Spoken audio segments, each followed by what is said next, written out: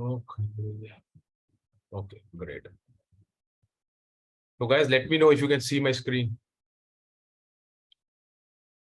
I believe you all can see my screen, right? Yes, sir. Okay, great. So guys, with regards to our session 1, we have 2 more people. So they are joining. Okay. So in the last session, we saw the security model. Okay. So basically the security model is called RBAC, Role-Based Access Control, RBAC. So that is the security model in Oracle Cloud.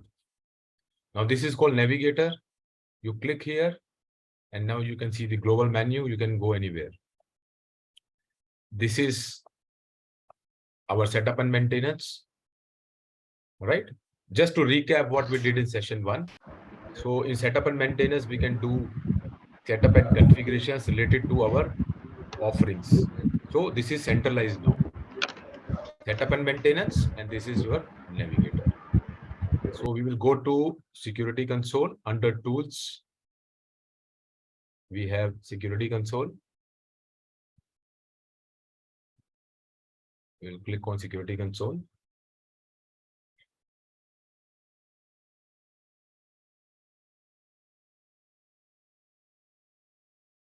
Right. So in security console, we have roles, users, and the other icons. So in the last session, we discussed that there are 4 types of rules, right? So let me open an Excel also. So we have roles. Okay.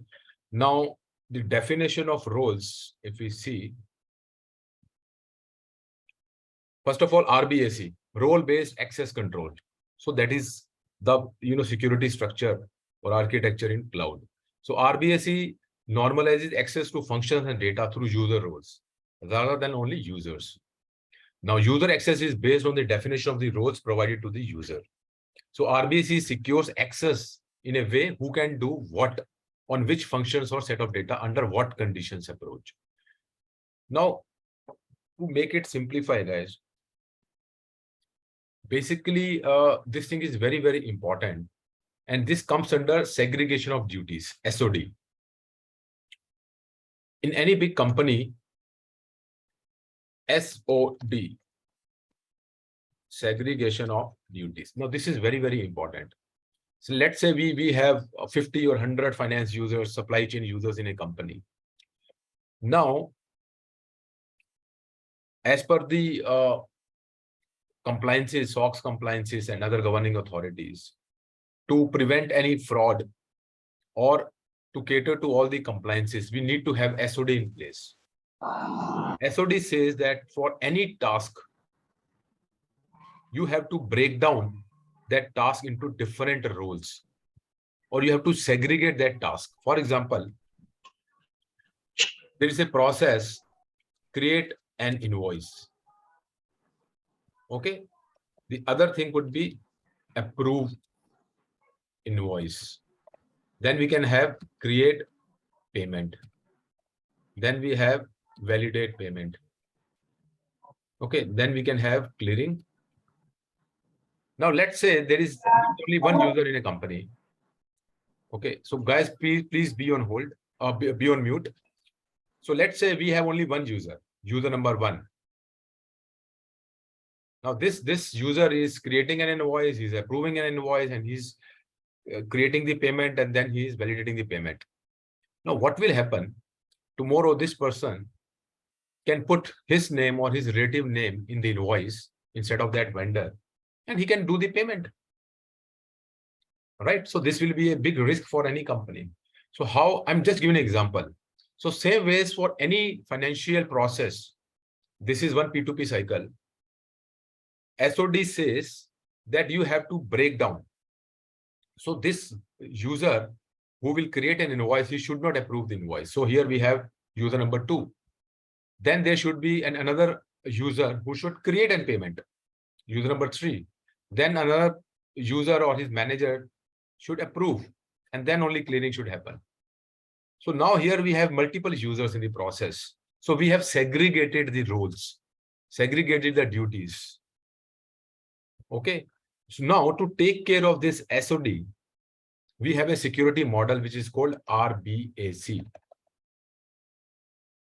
RBAC, role-based access control. This.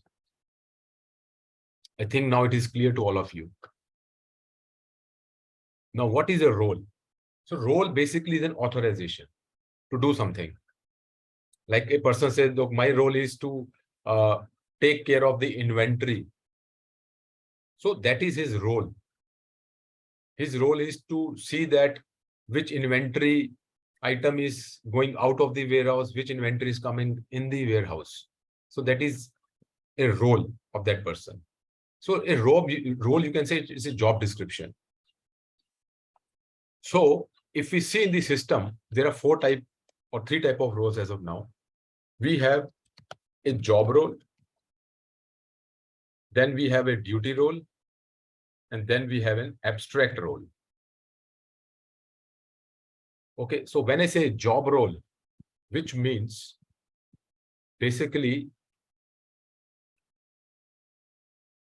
as the name denotes, the job of that person high level. For example, it could be accounts payable manager. It could be account receivable supervisor. So this is a job role. The highest level of hierarchy is job role. We can customize these job roles also. In a job role, we have multiple duty roles. Okay, so duty role could be like in account payables manager, we can have a duty role. We can say create invoice. Okay. So this is a duty role. It could be a duty role. We can delete invoice. We can create debit memo. Right? So job role under which we have so many duty roles. Under duty role, we have privileges. Right? So don't get confused. Job role, duty role, and then we have privileges. So these privileges could also be create invoice, but generally they are at the lower level. For example, view accounting. This is a small privilege. Okay, so all your privileges, generally they sum up to a duty role, and all your duty roles, they all sum up to a job role. All right, so they are seeded job roles also, and you can customize also your job roles. And then we have an abstract role. Abstract roles are predefined roles in the system. Like for example,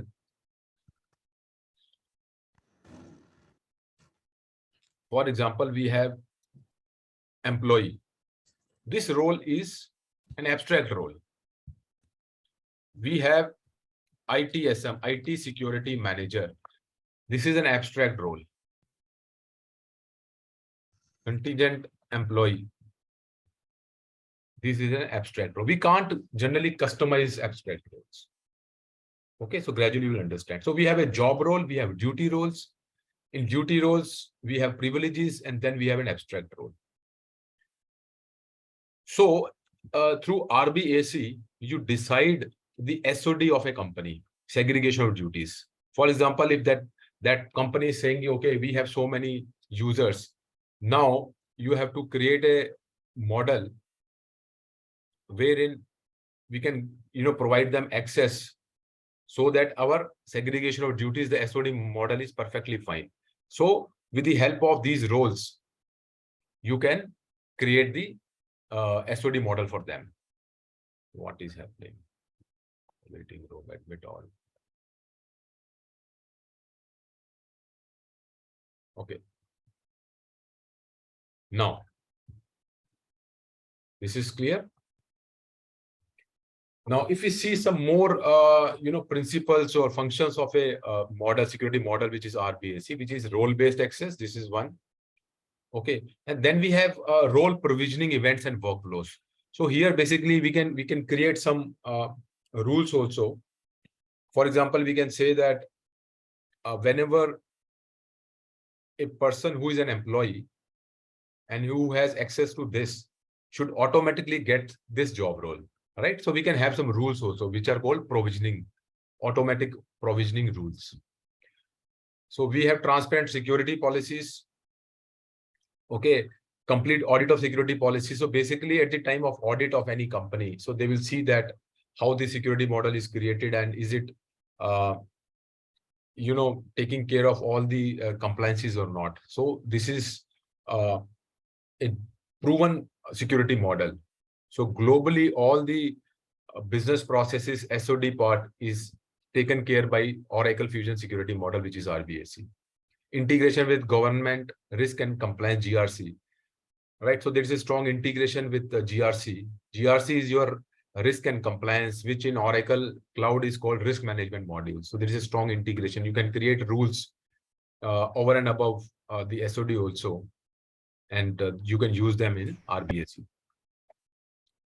Okay, so this I showed you security console. Okay, now here this diagram shows that we have a data role. So data role is nothing. As of now, data role is not getting used in the system, but still, I will tell you in what way they have changed this data role. So let's say there's a company and we have an account payables manager job role. Okay, so they have different locations: Delhi, Mumbai, Ahmedabad, Calcutta, like that. Now, account payables manager of Calcutta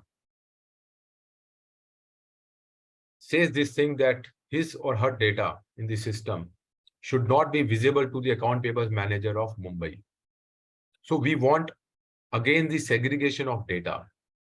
If we have 5 locations, which is called business units in Oracle, so the data of 5 different business units should be segregated.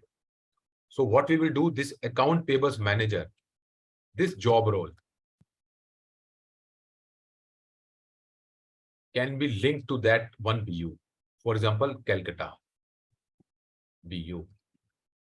Then we can have another accounts payables manager. This could be linked to your Mumbai BU. Same as accounts payable manager with your Delhi BU. So here we have a security context. The value of security context is your BU.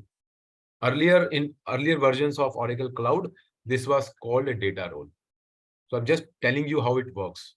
So we have 3 job roles for 3 specific locations or business units. All right. So this was called earlier data role. Right. So we have job role. We have job role is basically, as of now, the highest level in the hierarchy. In job roles, we have duty roles. Okay. And duty roles is also a part of abstract role. So we can customize a job role to a certain extent. We can customize an abstract role, but duty roles are privileges. You can't customize duty role. And data role is basically a type of job role, which a security context, which could be a business unit or a data access set or a ledger, specific to any data model. The job role you have becomes a data role. Okay, so we have data role, job role, duty roles, privileges, functional policies, data security policies. Okay, so when you customize a role, let's say there's a specific requirement in a company, so they will ask you to create some custom roles. So how you will create that? You will have a job role, you will copy that job role, and then as per the requirement, either you will take out some duty roles or you will add duty roles. So some privileges will be added, or it will be modified, or it will be taken out. And then we have functional policies as well. So once all these things are done, then you will have a custom role and you can use that. Okay. Now in the system, we will just see. So here we have roles. Okay. So if you see here, all type of roles are mentioned: job role, duty role, abstract role, other role, privileges. Let's say, for example, accounts payable, we will see one role, just for your reference. Instance is little slow, so I will just select this role. Okay.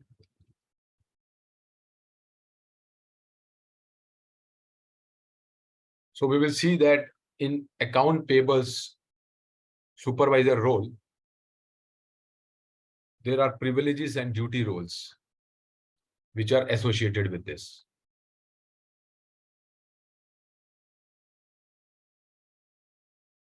Account payables invoice supervisor.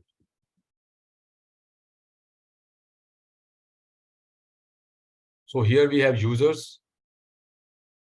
Okay. So we can see account payables invoice supervisor. Okay. So these are all my duty roles. These are all my duty roles. So in this invoice supervisor, we have all these duty roles. And now I have clicked on privileges. Okay, now it will show us it will show the data at the privilege level. Taking a little bit of time. So if you see the names, I mean, they are self-explanatory. Submit paper invoices and all. So here we have all the privileges. So under this job role, you have duty roles and then you have privileges. Okay. For example, now this privilege is cancel payable invoice, allows cancellation of an invoice. So if I take out this privilege out from this job role, and if I assign this job role, the new custom job role, to any user, that user will not be able to cancel the invoice. All right. So this is how it works. And I can add also. Maybe let's take an example. This account payables invoice supervisor is not able to view accounting. Let's say that privilege or data duty role is not assigned to this job role. So I can create a custom role. If you see here, copy role.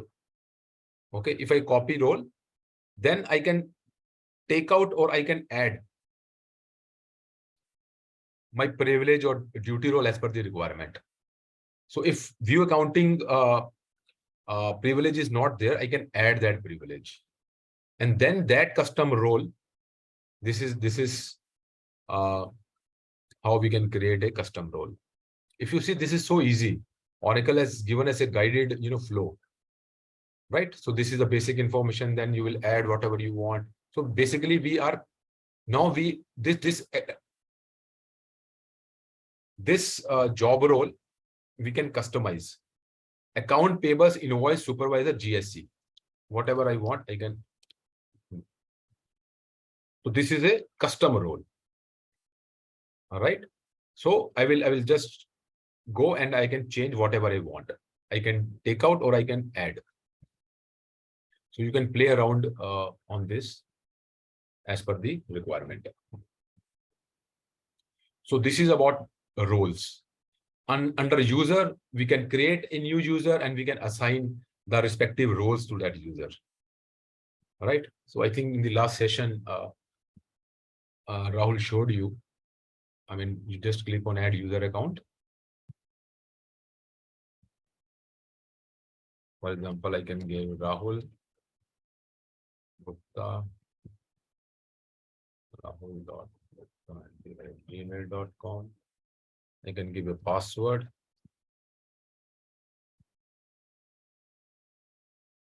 Right. And then I can add role. Now, guys, we are in security console. Now, this is something very, very important. The role which gives you the access of ITSM. Security console is called ITSM. IT Security Manager. Now, this role will give you the access of security console or system admin through which we are doing all this. So this is a very, very important abstract role, IT Security Manager. So if I have given this role to this user, which means now this user can assign any role to anyone. He can create any user in the system, because IT security manager abstract role is being assigned to this user. Okay, another role which is very, very important, which gives you the access of all the setups and configuration. I will show you that. So this role is like system administrator, right? Right, right. This is like system administrator. Perfect.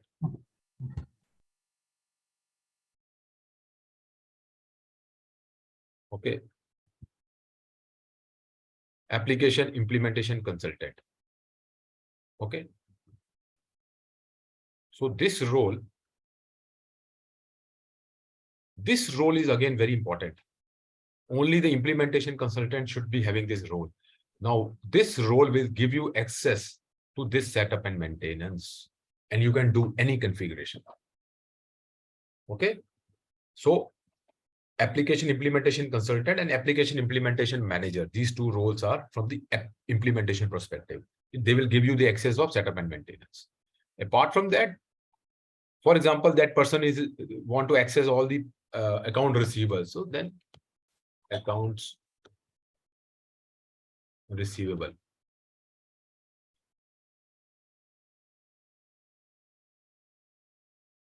Right? Account receivables manager, for example, ORA. ORA means Oracle. So now this user will have the access of account receivables. So like this, we can give any role as per the requirement. We can customize roles and then we can give access also. Employee. Let's say this person is employee, then we will give employee.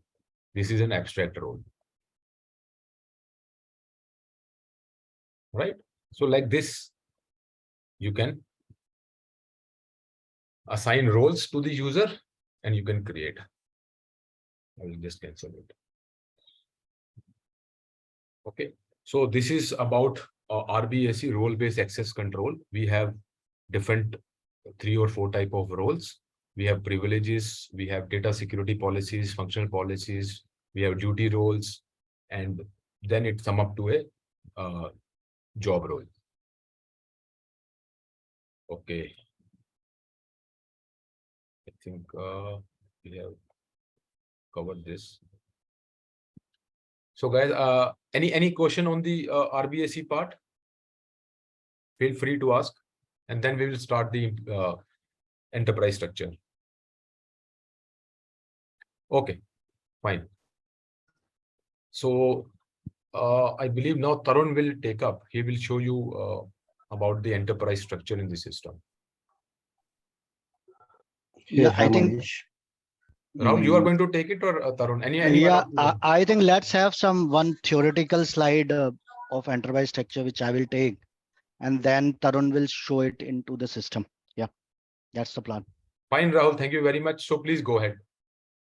Anybody was asking some question was there? Anybody? Guys, if you have any question from the RBAC side, you can ask right now, or at the time of end also you can ask. Please go ahead if you have any question. No. Yeah, in the job code we have, like in the role code we have ORA, and we have, like, for example, if you take in like accounts payable manager, the job code starting with ORA and some other role starting with AP. So what is the difference of both?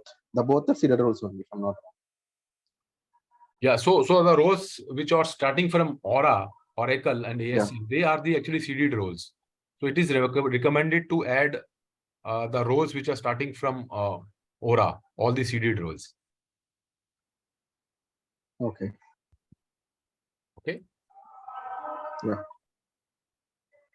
Okay.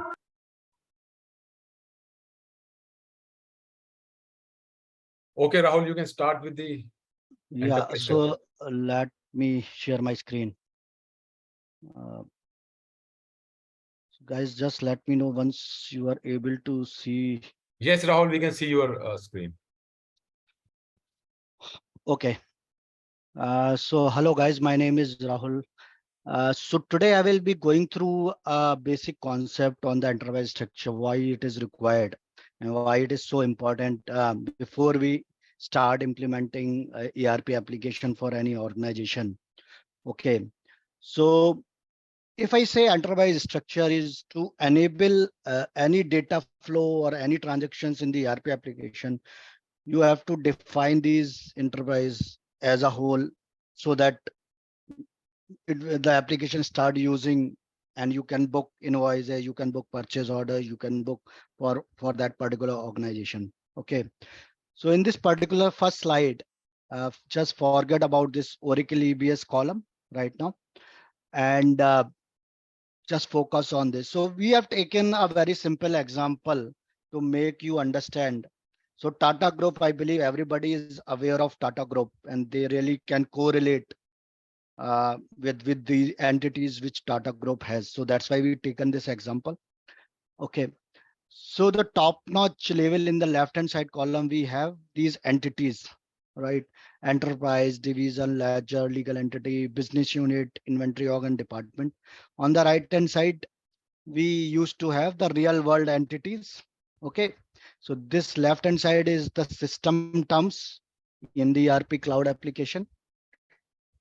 And this is the business term. So if we say enterprise, okay, so Tata Group, for example, we are taking as an example, this implementation is for Tata Group. So we will be defining Tata Group as an enterprise because the instance is owned by this Tata Group. So the cost and licensing Oracle per instance, whatever. So one enterprise can only have one instance, and you will be defining it as a Tata Group at the top level. You will give some details, and that's how you will be defining it. Okay, then comes the division. So in Tata Group, you all aware, maybe there are multiple line of businesses like TCS, Tata Consultancy Services is purely IT consulting firm. Then there is Tata Communication or Tata Motors, or there can be different countries based on geography also. You can have Tata UK. So in the system, you can define it as a division. So you just keep in mind everything is flexible, and that has to be really discussed hard with business. You put definitely all questions. Why TCS is the division? Why not a legal entity? Or so everything has to be very concrete and discussed with business, and this structure has to be correct. Otherwise, your implementation will fail. Okay. So these components and these elements has to be very correct and to be agreed with the business. So as I mentioned, division can be like based on geography or line of business. So like Tata Communication is related to communication line of business. TCS um, is like IT consulting division. So we may create multiple divisions, and we can do reporting based on division. Then comes ledger. So ledger is nothing but your accounting book. Now, accounting book, when we say accounting book, so whenever we book any transaction, like a purchase receipt or a invoice, a payables invoice or payments we do, behind all transaction, there will be an accounting entry. So all this will go into these ledgers. So there can now how to choose how many ledgers the company should have. So in a ledger, we have these components, right? Chart of account structure. Then we have currency, calendar, accounting calendar, and then accounting conventions. So if any of these components vary location wise, geography wise, or something, then maybe definitely you need a separate set of book or a ledger, right? So for example, in India, the accounting calendar starts from April to March. Like in US, it is January to December, right? So these two, so for these kind of accounting calendars, there should be definitely a separate ledger, one for India, one for US. If there is a change in any chart of account structure, they want to use it different instances or different chart of account structure, which is very prominent, then also you can think of a separate ledger. So that's how you will discuss it with business. What is a chart of account? There is a so uh, so these are all the things you have to do, and these are all workshops. So organizational structure or chart of account creation, these are multiple workshops you go through with head of the company like CEO, CFO, not CEO maybe, but at least for CFO level, and CTO and everybody. So they will give the sign off. So there will be a template that now this is agreed, because it is very difficult to change these structures later on. Okay. Then legal entities. So legal entities are more like, legal entities is your registered company in your location, right? So TCS is registered in Indore or even in, or if it is in Bombay only, so there can be as many legal entity you have to define. So it's a legal requirement. So you do all the reporting for this particular legal entities. Okay. So it's the registered entity who is legally open for booking business transactions. They are open to hire. They are open to book sale and purchase activities. So that's how you can keep that in mind. What is legal entity? So somebody is asked you what is legal entity. So the entity which is legally have right to do sale and purchase, legally has a right to mm, legally has a right to hire. But with that, they will ask you to have reporting. So you have to generate your balance sheet, you have to generate your profit and loss accounts. So all as a statutory requirements. So that is what legal entity has to report to the government. Correct? Now coming to the business unit. Mm, Now business unit is morely on the functional side, how the organization is going to function. Like for example, I give an example of a shared service center with procurement. So there is a centralized purchasing team of suppose TCS. Tata has a centralized purchasing which serve both TCS and Tata Communication. Just a hypothetical situation. Then you can have one business unit of a procurement function which will be centralizing purchasing for both these divisions. Okay. So that's how you will implement how many business units are required. It's not that this business unit, one business unit can do both payable invoicing as well as procurement, or only procurement, or only payable invoice. This kind of flexibility is now there in the cloud application. Earlier in EBS, it is little bit complex, which is the lower on-premises version of the application, right? EBS. But now in cloud, as the business models matured and complex, and e-commerce and a lot of business models are coming up. So the structure has to be flexible enough. So you have to start visualizing. If you want to be a functional consultant, you have to start visualizing on that front, how the organization looks, how the functions are there. Is it a centralized team? It is an individual team. All that functioning we have to understand. Okay. Then comes inventory org. So inventory org is more related to warehouses. So suppose Amazon has multiple warehouses to deliver, then distribution centers or warehouses where the items are stored and all. So you have to create them as an inventory org, and then there will be items flow from one inventory org to distribution centers, or to directly to stores, or directly to the end users. Okay, so those flows will be enabled unless and until these elements are not there, right? Not defined in the system. Then comes the department. Okay, so department is more on the profit center. Suppose any department like AP department, payables department, or finance department, you want to report your revenue and cost, what has been incurred, then those departments you can define. These are not mandatory, but yes, still you can go and do that. So this is what the overall structure look like. And this is one more slide. This is standard Oracle documented slide where they given an example of a Fusion Corporation as a group, right on the top. And then they have created two divisions based on geography. one for US and another for UK. And then subsequently, they created 3 ledger books, because if you noticed here, the accounting method for this financial services ledger is average balances, and the accounting calendar is from May for April. And but for US, this book has January to December. So that's what I told. If there is anything for elements of chart of ledger changes, then you have to definitely go with different ledgers.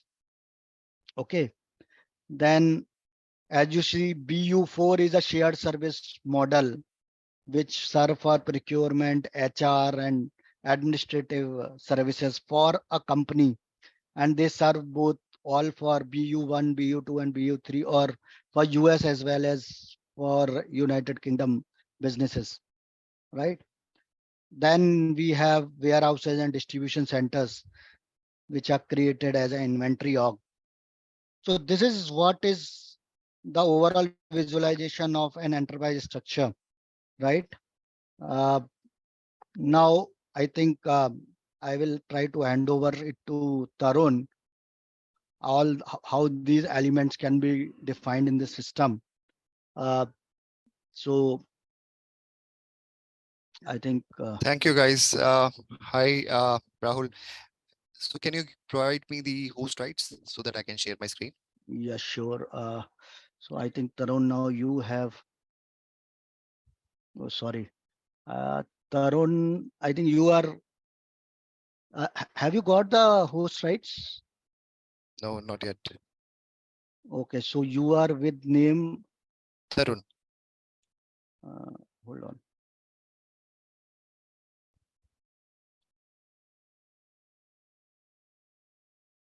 Just a second.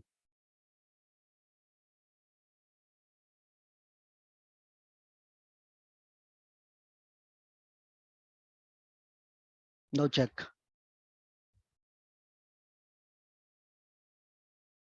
Yes, Tarun is host now. Guys, can you see my screen now? Yes, Tarun. Okay. Very clear. So yeah, I think Rahul has explained it very gracefully in terms of your enterprise structure, complete key definitions. I just add further. So when we talk about enterprise structure, we would have these entities or these organization that we are going to configure. Okay. I'll go through one by one. The very first one is enterprise, and it will be configured at the instance level. Okay. And every enterprise would have 3 fundamental structure that is described for its operational and reporting perspective. It will include legal structure, that is your legal entity, and legal reporting unit. The second one is managerial, that is your financial reporting structure, included chart of account. Okay, all segments requires to be configured in the managerial structure. And the third one is functional, that consists your business unit, inventory, and department. Okay, the next definition is your is division. A division is a profit center or grouping of profit and cost centers, where the division manager is responsible for achieving business goals, including profit. So primarily we configure it and we generate a lot of reports, because we would have an organization hierarchy, and this is at the top of your organization hierarchy, just beside, just below enterprise. So enterprise is at the instance level, and then you have division. Okay, you can do a lot of reporting requirement through division configurations. Okay, then we would have legal entities, that is legally registered autonomous body that can buy and sell in a legally registered jurisdiction. Example, in India, we have GST registration number, and it is so GST registration number would be different for each state wise. Okay, you will have to take different GST registration if you have to do business in that particular state. Okay, so you will be so in that case, legal entity would have multiple legal registrations. However, you are able to do the businesses if you have legal registration done for that particular state. Okay, then you have business unit. So it will give you different provisions or mechanisms in terms of performing business functions. You can enable and disable business functions as per your requirement.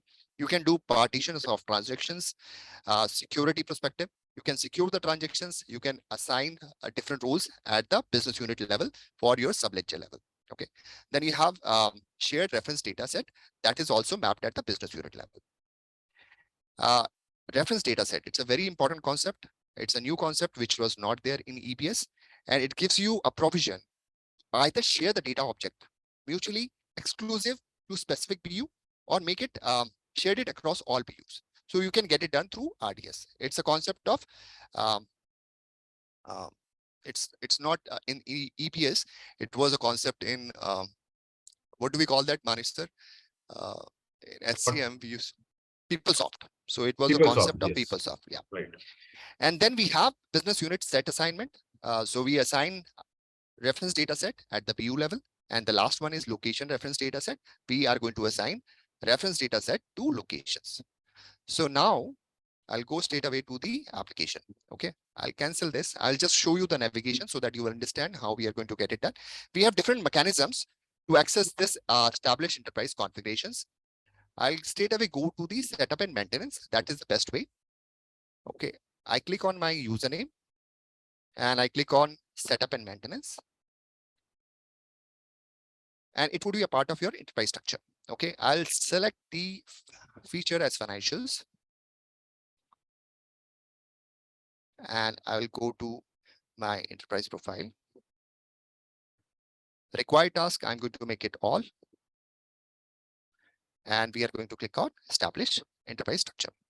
So you look at it, this is the window that has been opened. You can add new, click on plus button. If you would want to edit it, you can do it through edit button. And if you would want to delete it, there is a provision that you can delete it.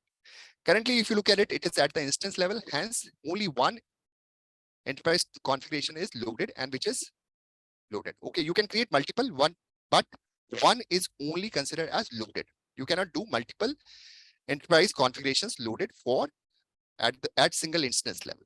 Okay, so I'll create one more new one. I click on plus button. So we'll be creating for Tata.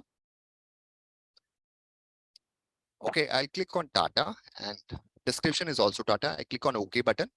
So this is, it is giving you the next page and it shows you all the options that we discussed: division, legal entity, create business unit, reference data set, and business unit set assignment, and local location reference sets also. So do you want to create new enterprise name or not? That is completely your discretion, but we have already Vision Corporation, which is loaded. So we will not change that. Okay.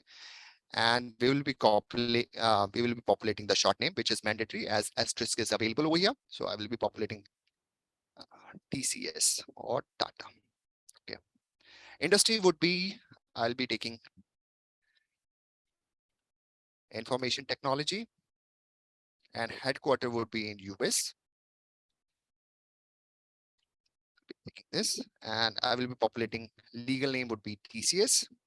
Identifier would be your registration number. So I will be populating one alphanumeric identifier. The same thing will be populated in the legal entity registration number. Both are mandatory. So we'll be populating it. Legal reporting unit, I will be populating TCS. And address, I will be creating new address. I will have to click on create button.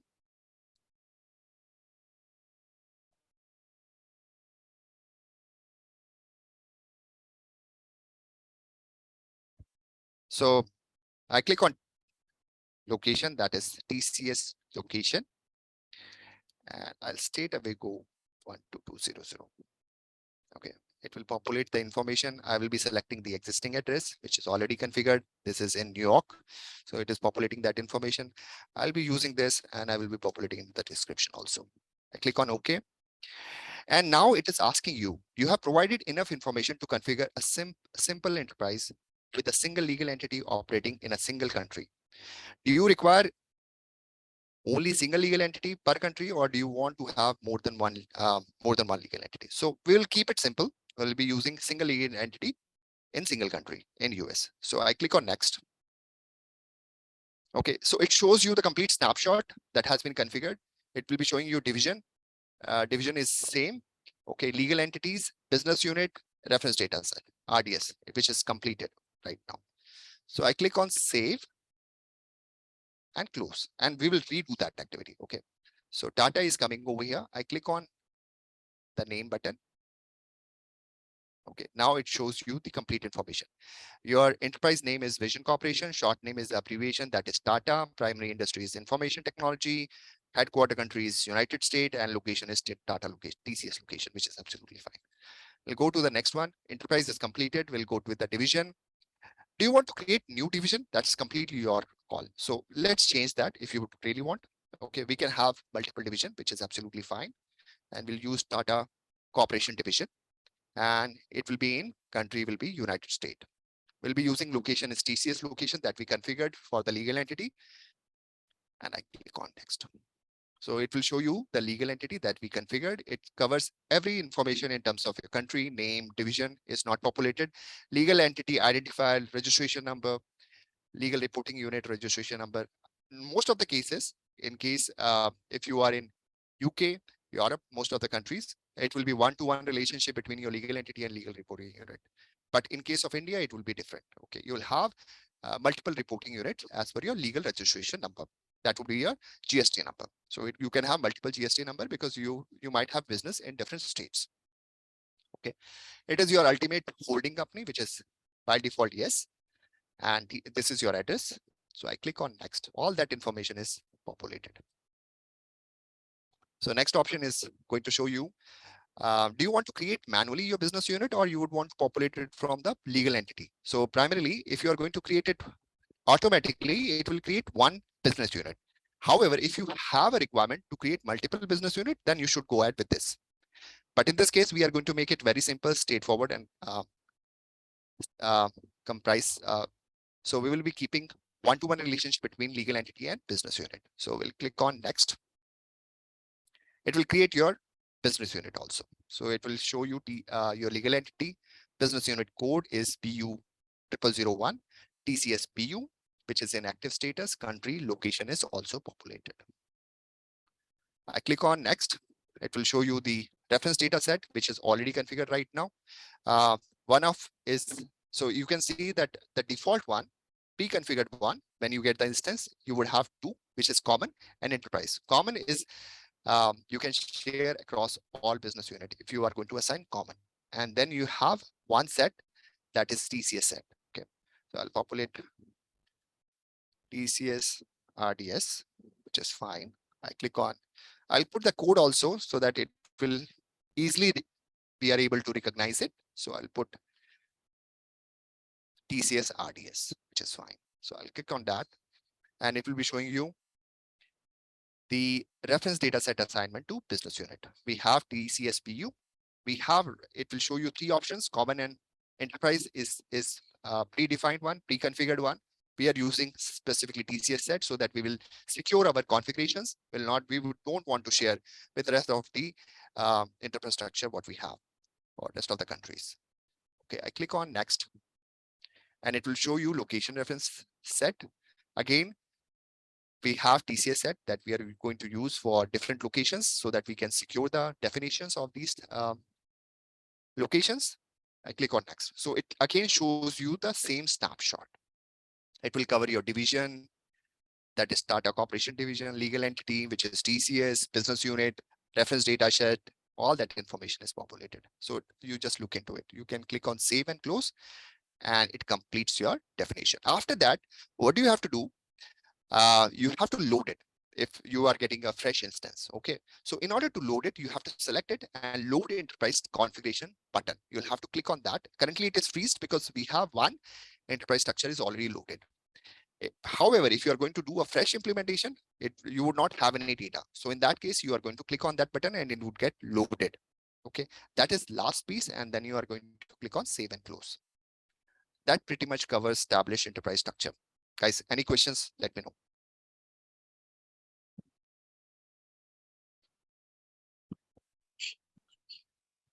Tarun, hi, this is Mohsin Tarun.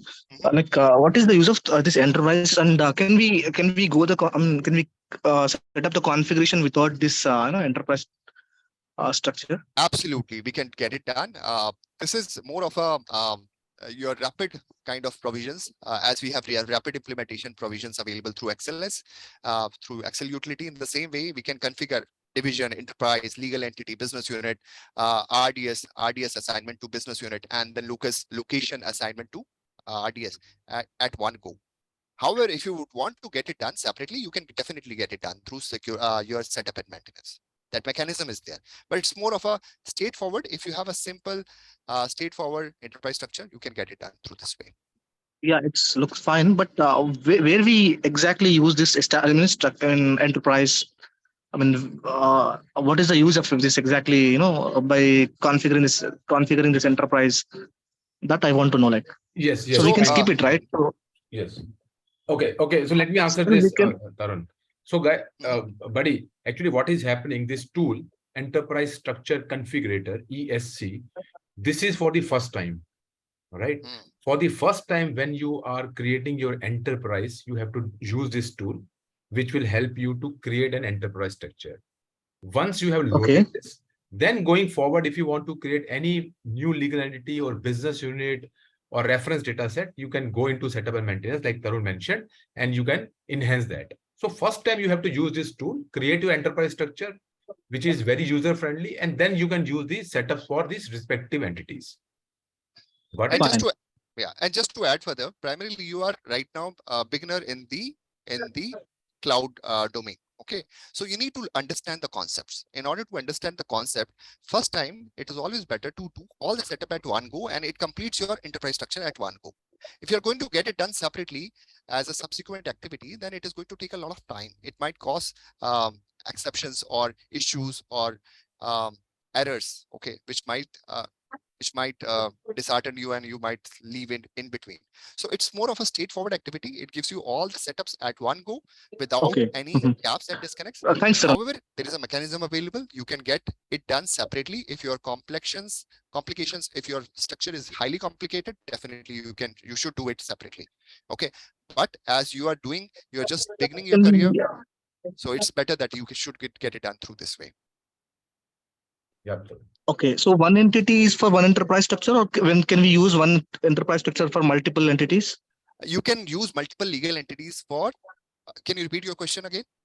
So one enterprise structure can be used for multiple entities. Absolutely. So if we have a business in enterprise US structure, also. Enterprise structure is at the instance level. You can have multiple legal entities across all different countries. Okay. However, your enterprise would be single. It would be only one at the instance level. But you can have multiple. Yeah. Thank you so much, Tarun. Okay. Back to you, Manish.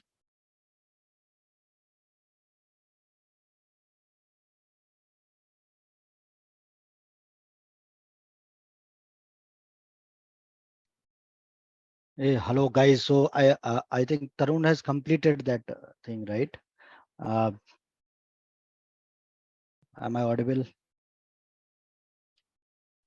Yes, you're audible. So any questions again further, or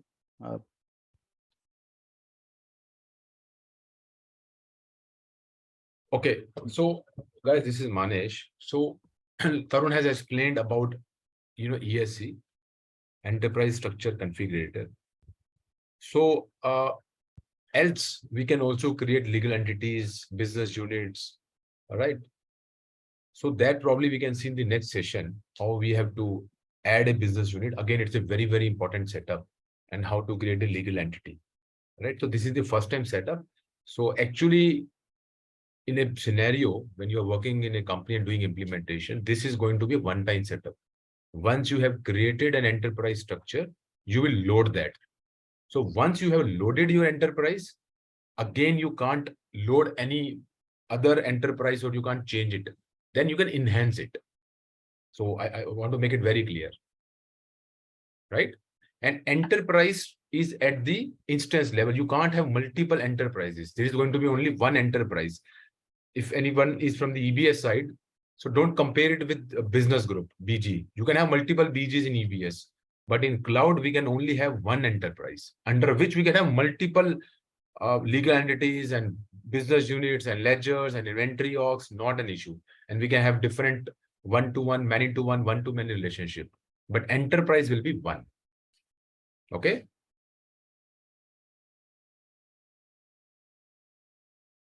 Any questions, guys? Any doubt, or we will end this session? Yes, actually, when we are creating enterprise structure, Mm-hmm. we have selected for one country, one legal entity, right? And think we have loaded. and then we have a requirement to change.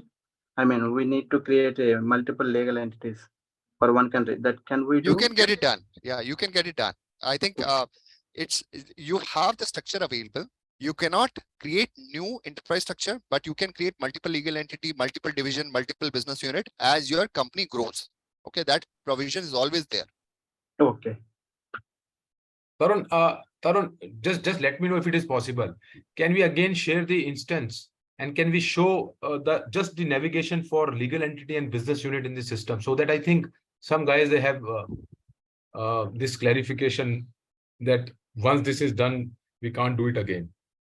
Will that be possible? If not, if it is possible, fine, just share the instance, or else we can show it in the next session. So only 2 enterprise cannot be registered in Oracle Cloud application. Rest everything can be 2 is possible, like ledgers, legal entity, business unit, inventory, or everything is possible twice. Multiple organization would be possible except enterprise. Enterprise would be Only one for at the instance level. Okay. Yeah. Fine.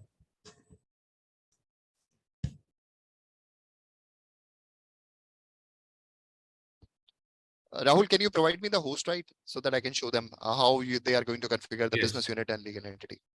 Just a second.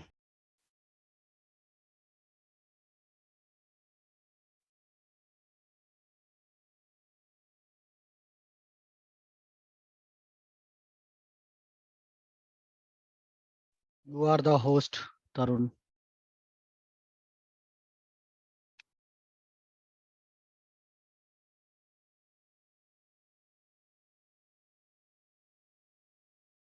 Let me know, guys, when you can see my screen. Yes, Tarun, we can see.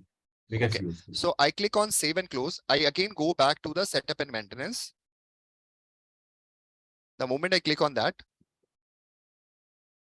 okay, in the enterprise profile. So if you would want to add legal entity, you have to go to the, first of all, you have to change the feature. That will be financials. Go to the legal structure. Here you can add. Right. Okay, if you want. And the same thing in the organization structure also, you can add manage business unit. You click on that and you can add it. That provision is always there. Excellent. Yeah.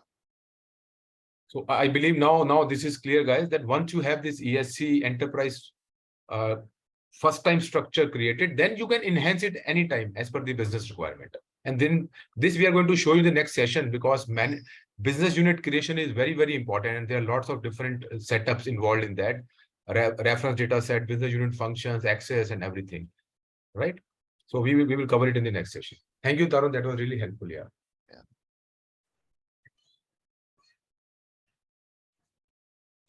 Any other question, any other query, guys, or we will end this session? No, nothing from my side.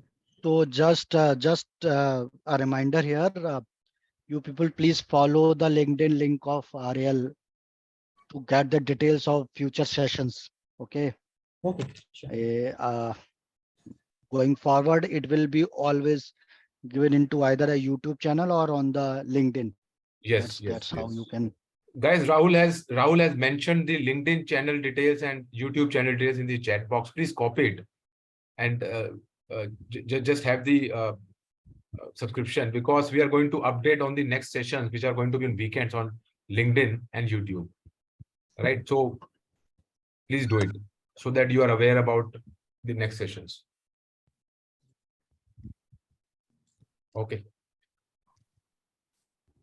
Fine. Thank you, guys. Thank you very much. Thanks, Rahul. Thanks, Tarun. Thank you. You all. Let's catch up in the next weekend. Thank you, guys. Okay. Thank you, Tarun. Thank you, Rahul. Thank you.